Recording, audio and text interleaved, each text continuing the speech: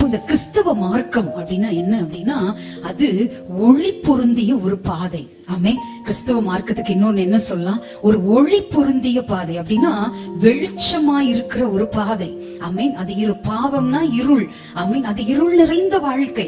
ஆனால் கிறிஸ்தவ வாழ்க்கை, இயேசுவை ஏற்றுக்கொண்ட ஒவ்வொரு தேவ பிள்ளையும் பயணிக்கிற பாதைக்கு என்ன தெரியுங்களா, ஒளி நிறைந்த ஒரு பாதையிலே பயணிக்கிறோம். ஆமீன். ஆகவே மிகப்பெரிய ஆசீர்வாதம் நமக்கு தேவ பிள்ளை. ஆகவே தேவனுடைய வார்த்தையை கற்றுக்கொள்கிறவர்கள் மட்டுமே ஆசீர்வாதத்தை பெற்றுக்கொள்ள முடியும். எத்தனை பேர் ஆமீன் சொல்றீங்க?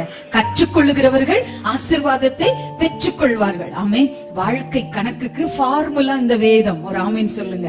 வாழ்க்கையில கஷ்டமான கணக்கு, சில பேருக்கு எல்லாமே ஈஸியா வேணும், வாய்ப்பே இல்ல. ஆமீன். வாழ்க்கையில எதுவுமே ஈஸியா இருக்காது. ஆமீன். எல்லாம் கடினமான கணக்குகளாக இருக்கும். ஆனால் ஒன்று சொல்கிறேன், யார் யார் இந்த வாழ்க்கை கணக்குல ஃபார்முலாவாகிய வேதத்தை அப்ளை பண்ணி வாழ்றீங்களோ 100க்கு 100 நீங்க சாதிக்கலாம். கரங்களை தட்டி அப்பாவை மகிமைப்படுத்தி